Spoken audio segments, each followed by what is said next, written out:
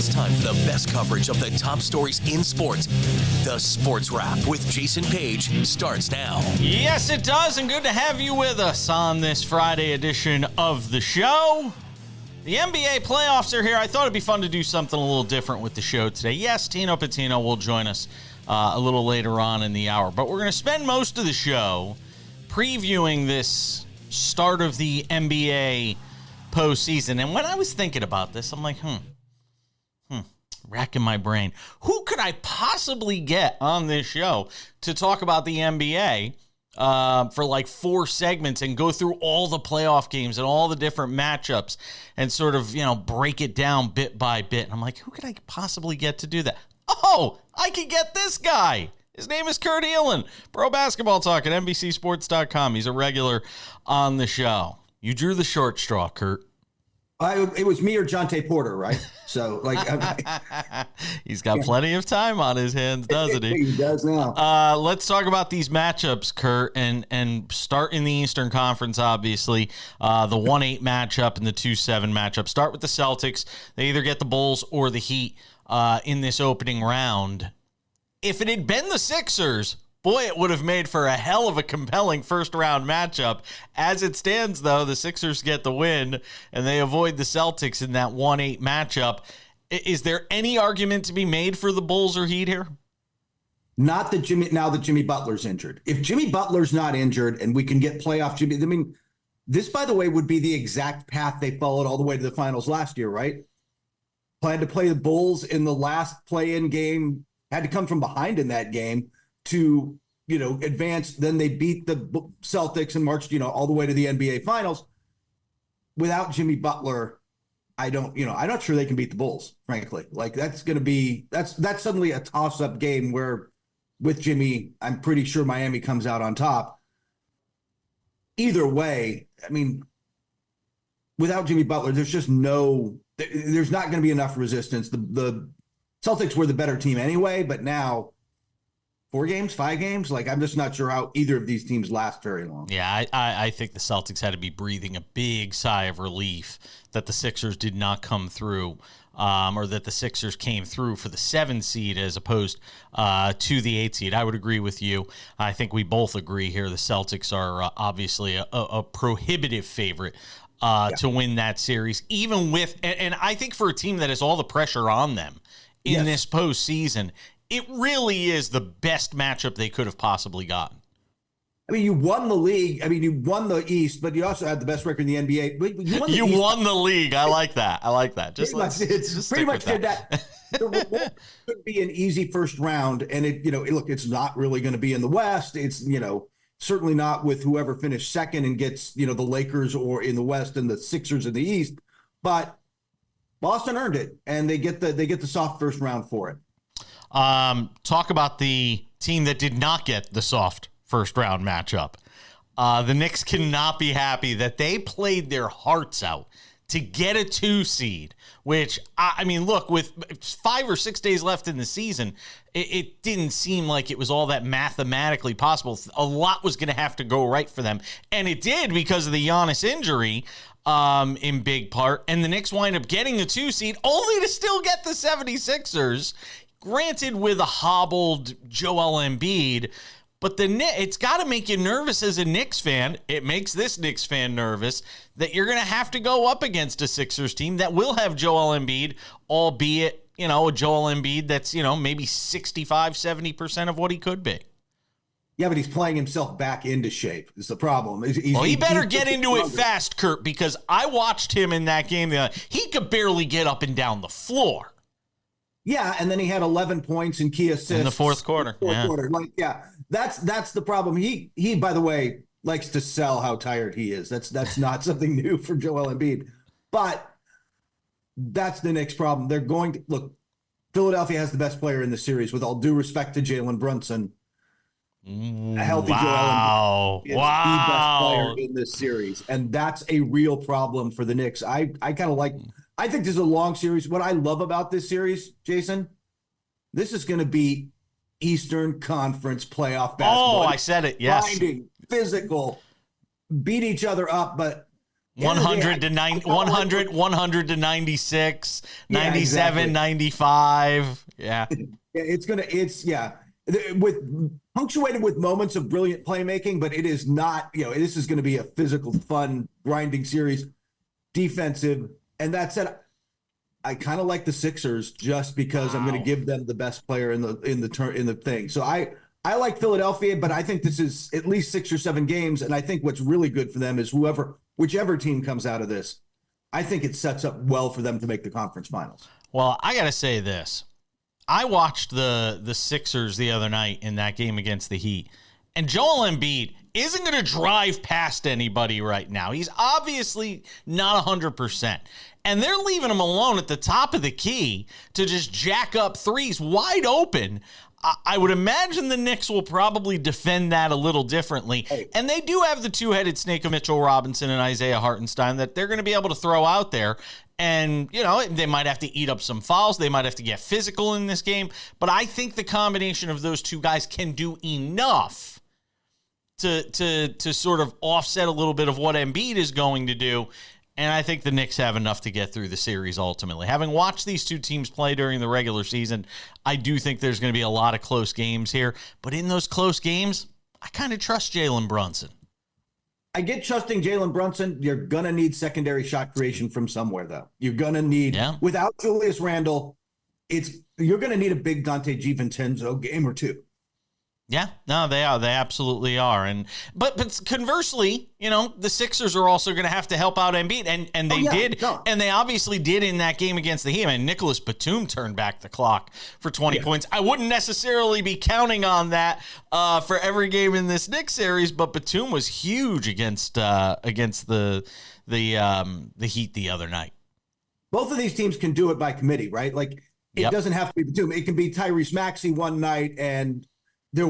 Tobias Harris is capable of these games, and the Knicks have those same things. Like they've got Anunoby, they've got guys who can come for one night and bring it, and that's really ultimately all you're going to need. I think I'm just curious. I think it's really going to come down to this: whose secondary player steps up? Is it Maxey? Is it DiVincenzo? Whoever for the Knicks? Because you can always slow down the number one option in a playoff series. You can make life difficult for them.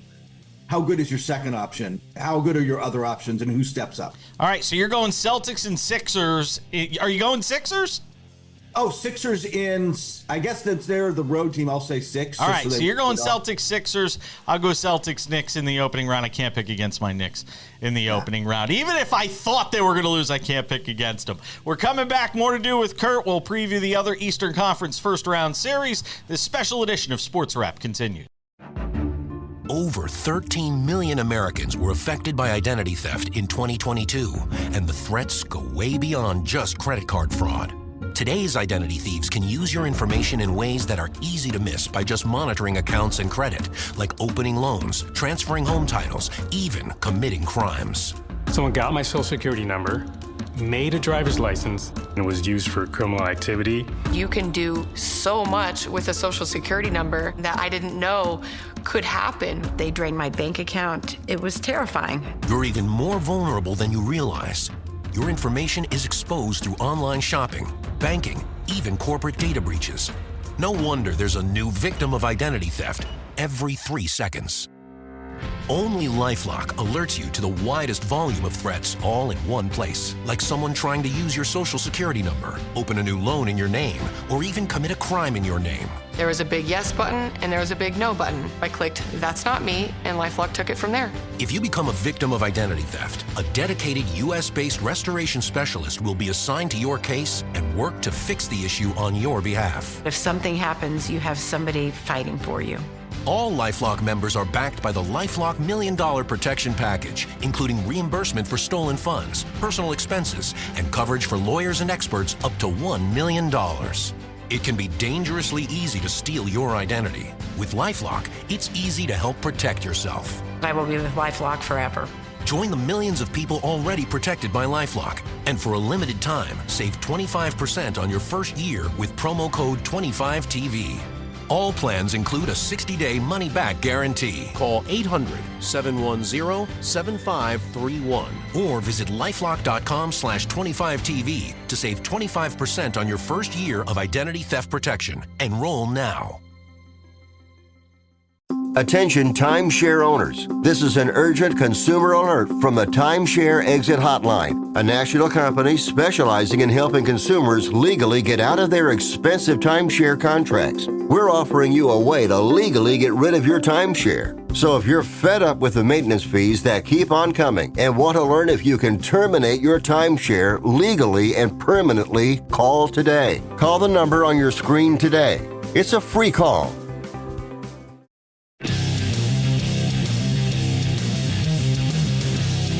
We continue on this special edition of Sports Wrap on this Friday, our NBA preview, joined by Kurt Helin of Pro Basketball Talk at NBCSports.com. First and only person I thought of when I said we're going to do this show. All right, Kurt, Cavaliers Magic, the 4-5. If we want to talk about the first spot for a potential upset, I don't think it necessarily is an upset, given what the Cavaliers have been dealing with. Obviously, Donovan Mitchell, dealing with injuries and this sort of spotty play over the last 6 weeks for the Cavaliers. I don't think anybody would be shocked here if the Magic came through this first round series. No, although I know a lot of people who look. I think if you're picturing the Cavaliers of earlier this season or even your last season, you'd be like, well, they're going to go through, right? But Donovan Mitchell should be the best player in this series. He is when healthy, but is he healthy? I think that's ultimately the real question there. Because if he's not the shot creator and the best player in this series, and they're leaning more on Darius Garland, who's good, but not on that level. Suddenly, if Paolo Banchero is the best player in this series, it really does become Orlando's series because their defense is going to be good. Both of these teams play very good defense. Both of them match up really well.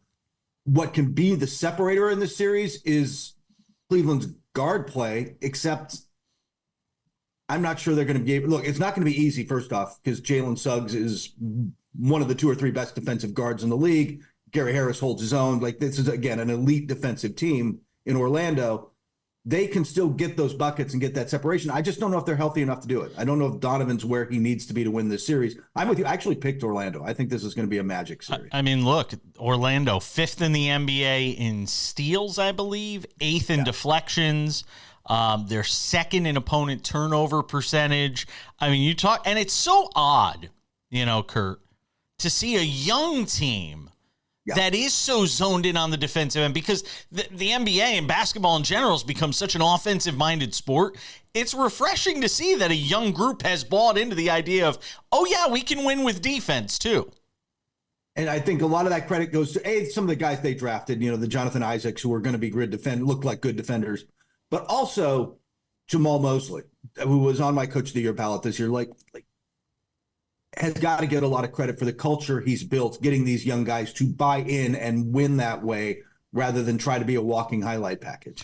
This is a potentially franchise-defining and shifting moment for the Cavaliers. And there's a few teams in this postseason that are in that position. We're going to talk about the other one in a second in the Bucks. But the Cavaliers, if they go out early, there's a very good chance this franchise looks much different without Donovan Mitchell next year. The Celtics, who we talked about in the last segment, if the Celtics don't even get to an NBA final, you could be talking about radical changes in the way that franchise looks. This is a huge moment for the Cavaliers as an organization. And Donovan Mitchell is out on this week saying, look, I want to see the conference finals. I want to be in the finals. First round win isn't the answer here. I need to see more. It's going to be fascinating, Jason. We're going to finally see what he wants. Does he want the big paycheck? Is he going to do what I'm sure his agent's telling him? Hey, take the money. We'll get you out of there in a couple of years if you're not happy. Take the big paycheck. Or does he say, I need out. This team isn't winning. I'm not happy here. If he doesn't sign an extension this summer, they've got to trade him. The Knicks will be in line. There'll be a bunch of other teams in line for him. Miami, I'm sure, would jump into there. But it's going to come, I think, a lot. I think how they do this postseason will have a very direct impact on that. Go back to the Knicks for 1 second. If they make a deep run here, if they were to make a deep run, is there a chance they try to figure out a way to move Julius Randle, figuring out that they might have a better opportunity to win without him and adding a different superstar in his stead? I think they'd have to consider it, but it would be one of those things where you're going to have to get back an all-star level player. Sure. You've got to get back, if not Donovan Mitchell, somebody of this kind of ilk where you feel like it's an upgrade and you can replace what Julius Randle does somewhat less expensively with someone else, which would have to be what happens, right? And I'm just not convinced you win a title with Julius Randle. yeah, I think that's fair. I think look, and we're not going to find out this postseason, but if you're going to get somebody like Darius, Donovan Mitchell, hypothetically, but anybody of that ilk, it's not just going to be the draft picks. Yeah, they got all the draft picks. That works if the team's rebuilding, and I don't know if that's where Cleveland would go with Evan Mobley and everybody in house and Garland. Like, they're already trying to win, so they would rather have somebody like Randall back. The Bucks are in a franchise-defining moment. You go and swap out your head coach, who's doing pretty darn well when you decide to get him, to can him and bring in Doc Rivers. Now you got a Pacers matchup that does not feel favorable to the Bucks, especially when they're going to be missing Giannis Antetokounmpo. Again, sort of a franchise-defining moment. I like the Pacers in this series. So do I, actually. I mean, they won 4 or 5 during the regular season when, guys were largely healthy. They won 4 or 5. Their style, they're pushing the pace.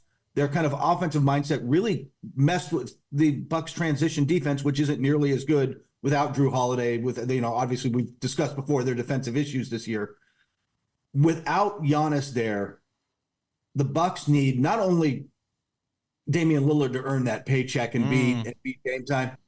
Chris Middleton has got to be the man. If Chris Middleton doesn't step up and play like the guy from a few years ago who was the second best player, who closed games, who was an Olympian, they're in trouble. And I'm not sure they're getting that guy. I don't either. I don't think they're getting that guy either. I haven't seen that guy since he's come back from injury.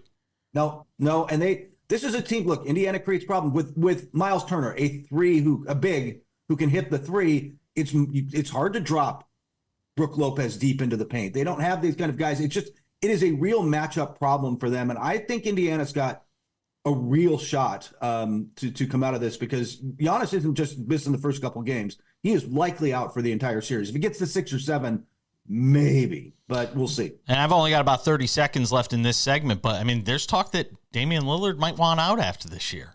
And I don't know how much, what the reality of that is. And again, we talk about these franchise-defining series. This could be one of those moments. And Antetokounmpo is always restless, so there's that. He signed a contract. He's not going anywhere. I'll say this. I've heard from people closer to Lillard that he doesn't want to go anywhere. He wants to find a way to make this work, that this is his best chance to win. But I don't know that we're going to see that in this postseason. And then he's not getting younger. Nope. He certainly isn't. Hanging out with Kurt Helin, we continue our NBA playoff preview. Good to have you with us on this special edition of Sports Wrap on a Friday.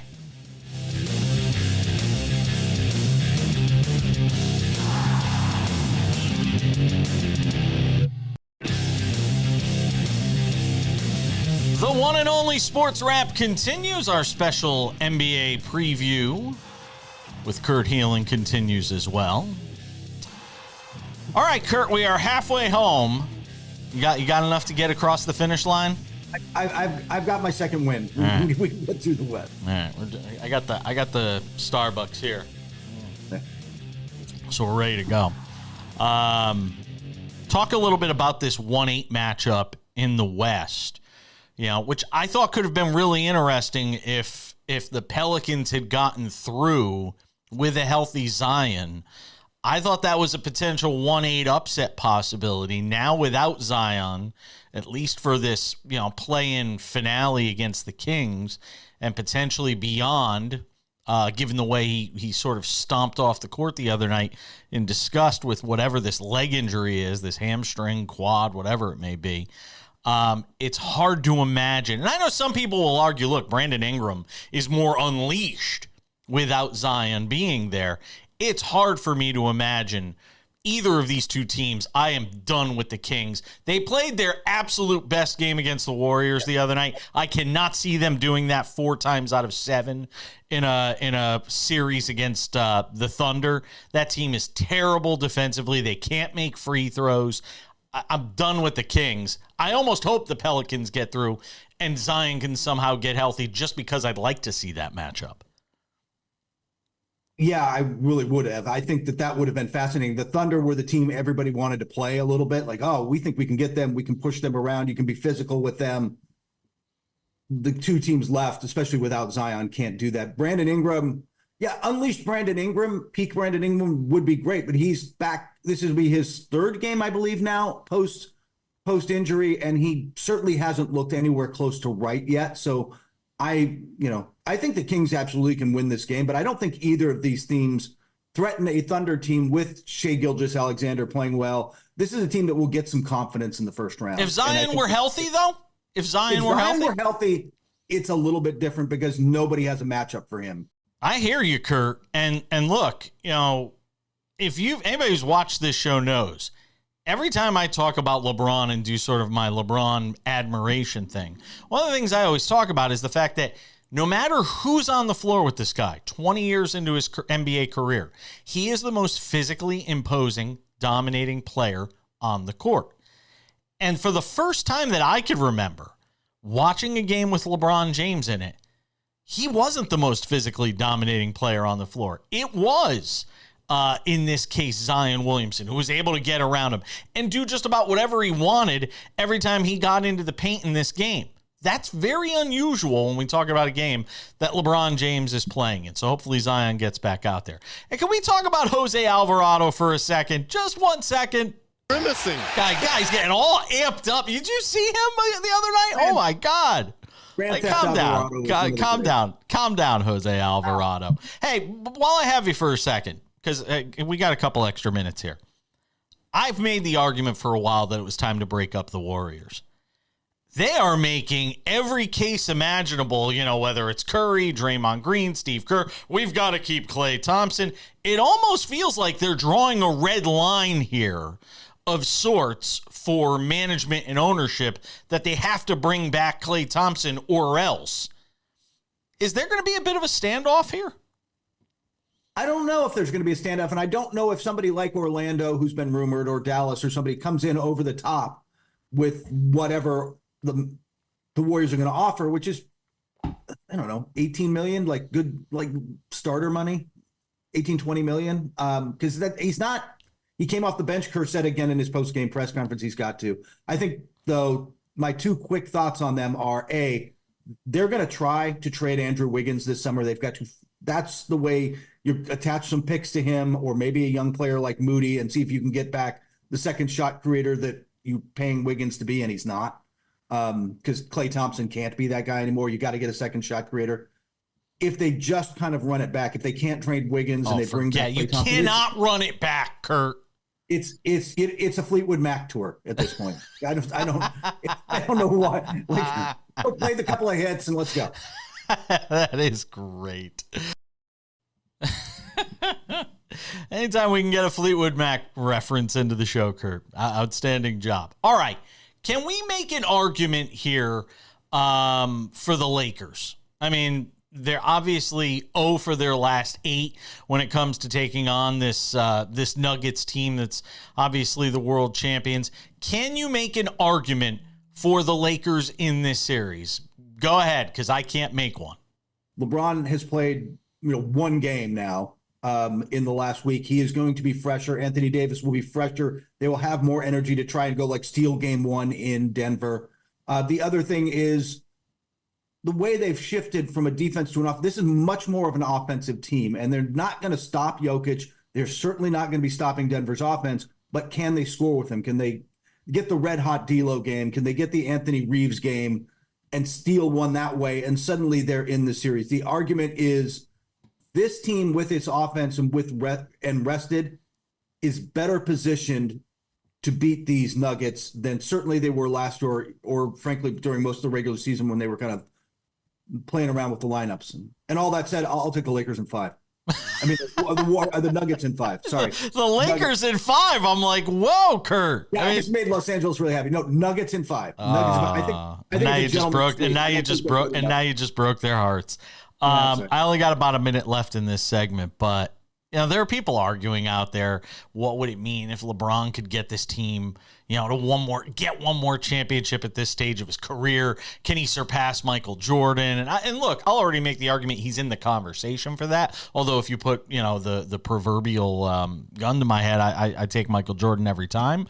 But I mean, if he could, with this group, make one more run, what goes through your mind? Yeah, at this point in his career, everything is just about the legacy and specifically the GOAT conversation that we will be having in 15 years about Wemby, but we'll wait for that one, Jason. That's, I think, ultimately what it means, though. It's the same with him going this summer with KD and everybody to go get another gold medal. I think it's just about legacy. It's about how we're going to remember him as a basketball player at this point. Yeah, I would tend to agree with you on that. Kurt Helin hanging out with us. We continue our NBA playoff preview. We've still got 2 more series to get to in the West, and arguably the most exciting of all these opening round playoff series, the Clippers and the Mavericks. Who does Kurt like? We're going to find out and tell you who I like as well. It's Sports Wrap on this Friday. Our NBA playoff preview continues.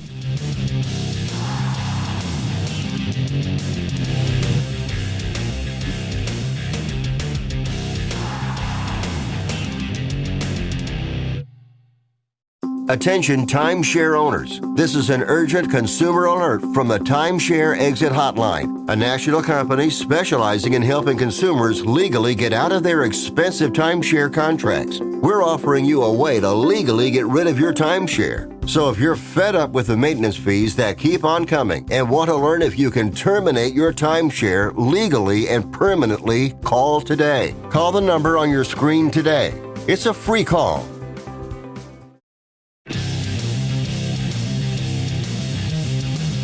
Good to have you with us on this Friday edition of Sports Wrap, special NBA playoff preview. Don't worry, we have not forgotten about our weekly NASCAR spot with Tino Pattigno that's coming up in about 10 minutes on the show. Kurt, what do you know about NASCAR? Left-hand turns? Left-hand turns, lots of advertising on the cars. Yeah, I am though, probably on, I'm hoping on Saturday to get out to the Long Beach Grand Prix this weekend. So. Oh, what is that? Is that like an Indy or F1? IndyCar. Oh, IndyCar. Cool. IndyCar through the streets of Long Beach this weekend. So hoping, we'll see. Wow. That's going to be great for traffic in that area. I happen to, it's a long story. I kind of do it because I know where there's some parking. It's like, all right. Fair enough. All right, we got 2 more series to get through, and then we will send you on your merry way. Clippers and Mavericks, which I think is going to be the most entertaining of all these opening round series. I expect 7 games. I expect knockdown, drag-out, high-scoring games. Who do you like and why? I like Dallas. I like Denver too, but I like Dallas. I think that they're going to look. They're hot coming in. And as we've discussed before, yeah, Luka, yeah, Kyrie, yes, they're going to score. Luka, both of those guys have proven they can do it in the playoffs. But more importantly, since they got Daniel Gafford, put him in the starting lineup with Derek Jones Jr., they're a good defensive team right now. I like the way they're playing. The concern with the Clippers is, can they flip the switch and get back to the team that easily could? Look, if this was pre All-Star, like that Clippers team absolutely could win the series. Can they flip the switch, and how healthy is Kawhi Leonard? There's still inflammation in the knee. He has yet to go through 5-on-5 or practice with the team 2 days before. They are hoping he can play. If he is not out there and being playoff Kawhi Leonard, I don't like their chances. And the organization's got to be cringing at the idea of him playing in the Olympics, by the way. I mean, he can't play. He can't get through an entire. I mean, look, give him credit. He's played more in this regular season than he's played in a long time. Same thing for Zion Williamson. He's played, as much in this regular season as he has throughout his NBA career, as brief as it may be. But man, they've got to be nervous as hell going into a brand new arena next year, and your arguably your biggest star in Kawhi Leonard is playing in this offseason in the Olympics, and you have to just hope he gets through it healthy. Yeah, fortunately, that probably isn't going to be horribly taxing, relatively, but yes. Well, I say that. I don't know that the U.S. is going to win gold. We'll discuss that another day. Oh, come on. You don't think they're going to win gold with this team?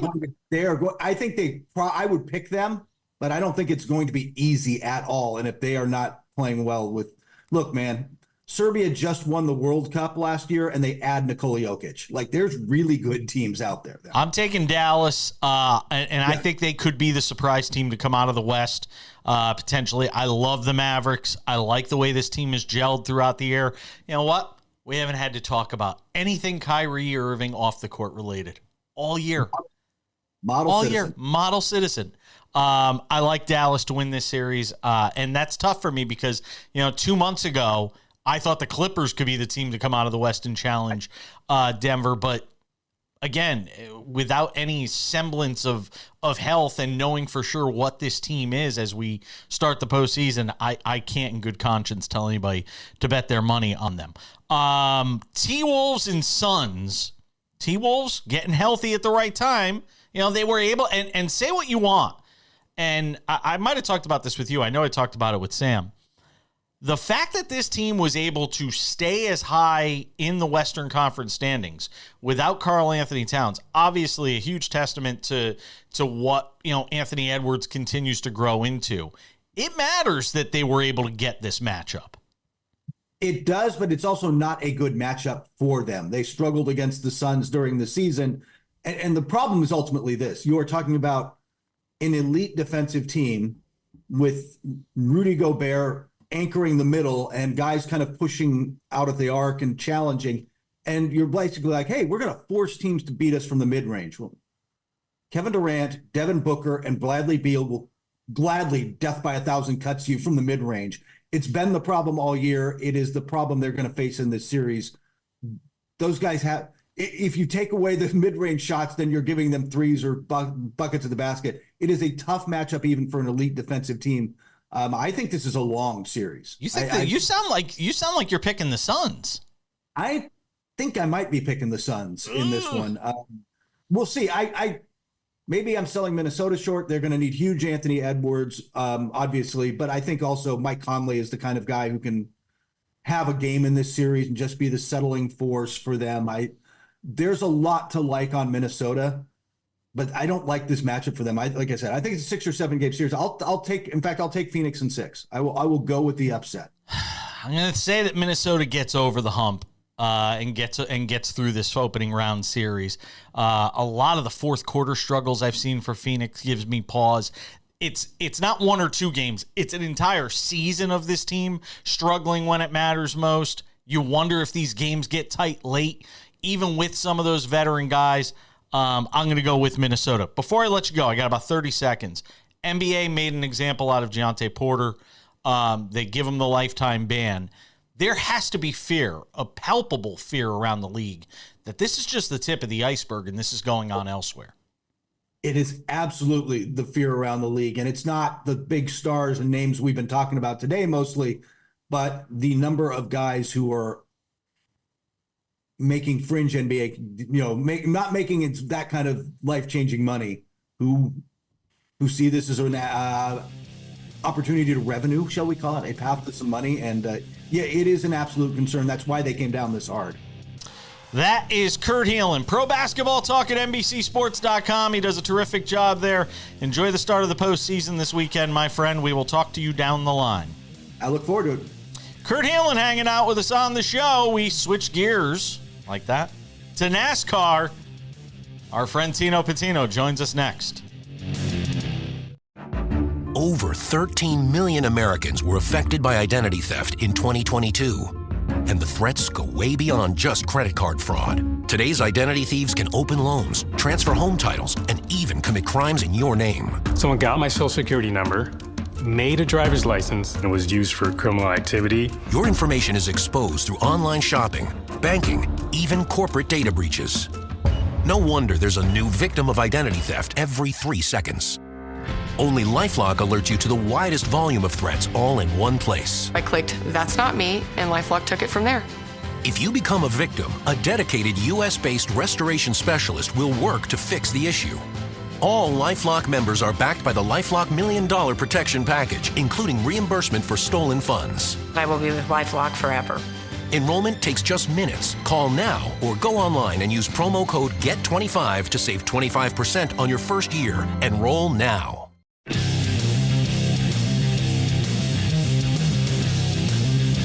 All right, we keep things moving on this Friday edition of the show. Thank you again to Kurt Helin for joining us and helping us out with our NBA preview from NBC Sports. Pro basketball talk at NBCSports.com if you're looking for his work there. All right, let's get into NASCAR. Our man is here, Tino Pattigno. He's got the news you can use. Does a great job, SiriusXM NASCAR radio contributor and our NASCAR radio betting insider. Before we get to this week's race in Taladega, which should be fantastic, we always love these super speedway races. We've asked, before you were even on, I had a guy that we had on, Jerry Bonkowski, who I love dearly, and we used to ask him every week last year during the NASCAR season, when is Chase Elliott going to win? We got our answer last week.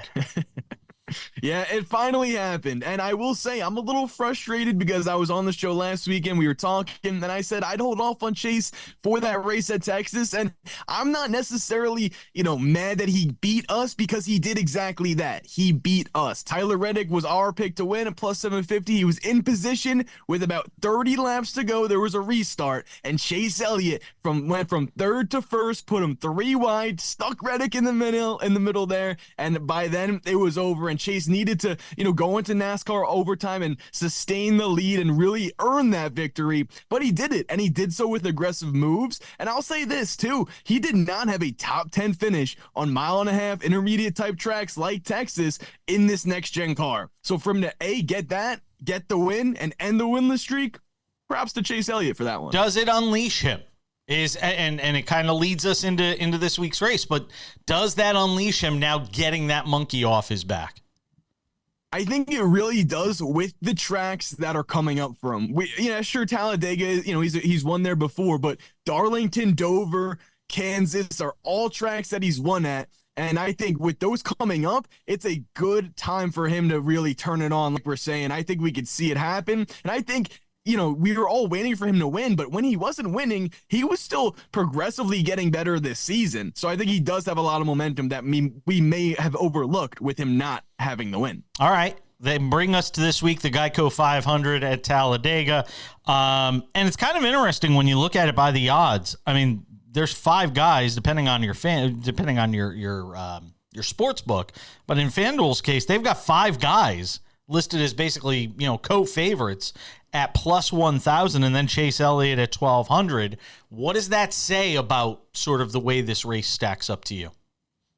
Well, I think that's fair to say. The only thing that I have an issue with is one of those guys that I'm looking at is Brad Keselowski. He's a plus 1,000 guy as well, but he's also on a winless streak. More winless than Chase Elliott was as well. His last win actually came at Taladega, but I think a lot of people, he's a heavy favorite because a lot of people expect him, if he is going to end that drought, to be at Taladega. I'm one of them, but that's also the thing is with him being that much of a favorite, you have to play it cautiously because at Taladega, favorites don't normally get it done. This is a track for the underdogs. This is a track for the long shots, but I do like the value on Brad. He does have 6 wins at this track. So, he's a driver that out of those grouping that you're looking at with the favorites there, I'd choose Brad Keselowski over the other drivers. Wow. And so, I mean, look, Kyle Busch has been close a few times this year too. He has, but RCR just hasn't showed the speed consistently. Now, yeah, we don't need speed at these super speedway races because realistically, you can make your way from the back to the front, at a very, opportune time, no matter what type of car you are driving. Yes, I understand that. But to me, I want to go with someone who has the momentum right now or someone who could be a long shot because that's where the value is on the board in this one. And primarily because I think it's due. I think we haven't seen a real long shot winner at Taladega since 2018, and I feel like it could be coming this weekend. Where are we at this stage of the season when you start to look at the playoffs and guys that are really in danger of not being able to get into the playoffs? Who is somebody you're keeping an eye on right now as far as that's concerned? Well, I'm glad you mentioned that, because this is sort of the time where I do now look at the playoff picture. One thing that I want to note too is this race is like the March Madness for NASCAR fans, where you can see a Cinderella story, an underdog winner get the win and lock themselves into the playoff picture, where that can't happen at other races normally where you see an underdog victory. So Bubba Wallace is the driver I'm looking at. I'm looking at Brad Keselowski, Kyle Busch, Joey Logano. Those are the 4 drivers where they're A, performing well like a Bubba is, or B, Kyle Busch and Brad and also kind of Joey there struggled a little bit. And if we see an upset winner that knocks one of them out of this playoff picture, they're going to have an uphill battle to fight throughout the rest of the season. The way it is right now, I think everyone who is in the playoff picture is deserving of it. So far this season, they've raced their way to be in that top 16. But if we get this upset underdog victory this weekend, they'll be bumped out, and it'll be interesting to see moving forward. All right. With that said, you got about a minute left here. Give me an underdog. Give me somebody further down, the odds where I've got to scroll with my finger here. That could make exactly. that sets up well for this track and could make a run here. Definitely. So Alex Bowman's one driver I have my eye on. He's a Hendrick Motorsports guy. He's racing in a Chevy. He's 22-1. He finished second in Daytona 500.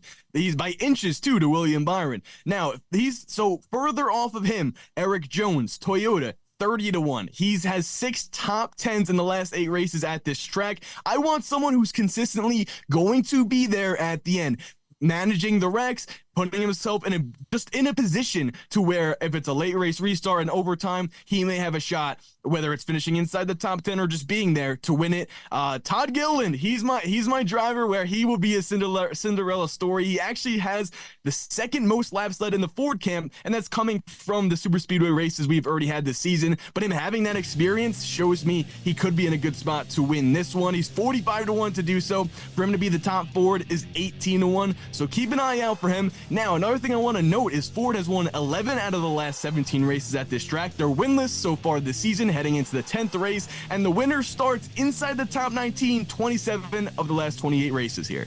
That's Tino Pattigno. Check him out. SiriusXM NASCAR radio contributor, does a great job with us. We'll talk to you next week. Sounds good. Let's go to Dega.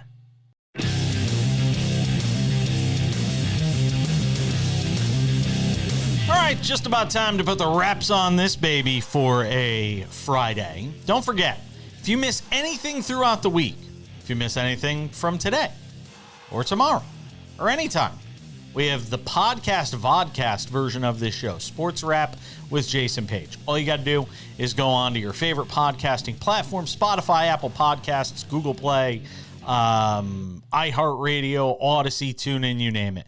We are on all of them. Go and check out the show there. Subscribe, and it's there for you every day, like a good friend. All right, without any further delay, time for some odds and ends. Odds and ends. Look, every time you think it can't get worse when it comes to Deion Sanders in Colorado, it does. This guy is pulling the wool over everybody's eyes. He wins a few games at the start of the season against bad teams, essentially, with the exception of one. And all of a sudden, everybody's going nuts about Deion Sanders in Colorado. What has he done since then?